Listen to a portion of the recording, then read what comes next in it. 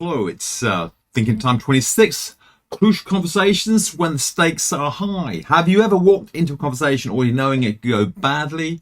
It could be a difficult conversation with your partner or spouse, disagreement at work, or a tension in church. A teenager who suddenly says, "Can we talk?" Or even that classic British moment where someone says, "I'm not angry," which is usually the opening line to some absolute catastrophe. Well, the book Crucial Conversations argues something simple but powerful. The quality of your life is often shaped by the quality of your conversations, and especially the difficult ones. Not the easy chats over coffee, not "how was your weekend?" but the moments where emotions run high, opinions differ, and the stakes matter. Well, those are these crucial conversations.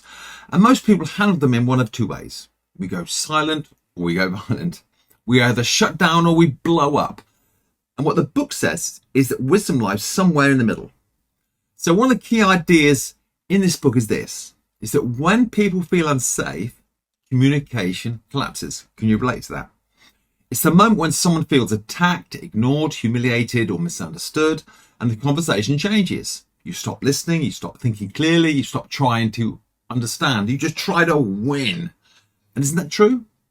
How many arguments started because of the actual issue, and how many escalated because people no longer felt respected?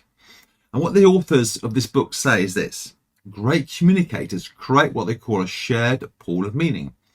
In other words, let's get everything honestly onto the table so we can think together instead of fight each other. And that changes everything. And the book gives some practical tools, but here's a simple way to remember it. It's with the acronym TALK. TALK. It's good to talk. So T, tell the truth gently, because honesty matters. But truth without love can become a weapon. It can be weaponized. And you can say hard things without crushing people. That's the alternative. Instead of "you never listen," which weaponizes words, try "I don't feel heard right now." It's the same issue, different temperature, taking a different approach. A, ask before assuming, because most conflict grows in the soil of assumption. When we assume, we make an ass of you and me. We mind read, we jump to conclusions, we create stories in our heads.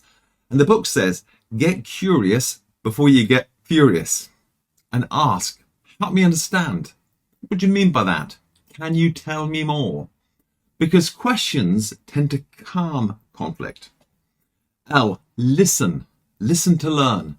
Most people listen to reload, not to understand. I'm sure you've done that. I've done it too. We're not hearing. We're preparing our counterattack. But real listening says your perspective matters, even if I disagree. And often when people feel heard, they soften.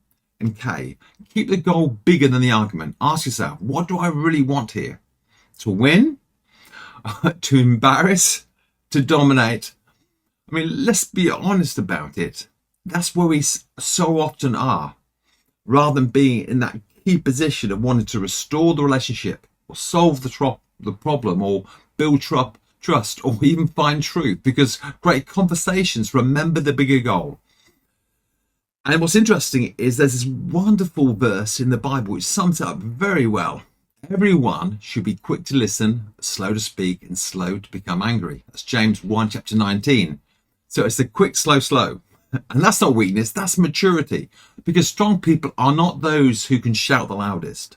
Strong people are those who can stay calm enough to stay wise.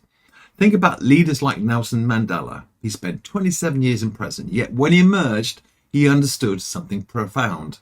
A nation could not heal if conversations became revenge. And history tells us that story, doesn't it? And yet history changes when conversations change. Maybe some relationships in our lives could change too. One conversation, one apology, one calmer response, one moment of listening instead of reacting. So here's the big idea. Crucial conversations are not won by power. I'll say again. Crucial conversations are not won by power. What they are is they're transformed by wisdom. So why not have a crucial conversation today? Let's pray. Lord, just help us to be people who are quick to listen, slow to speak, and slow to become angry. Thank you for watching. Have a great day.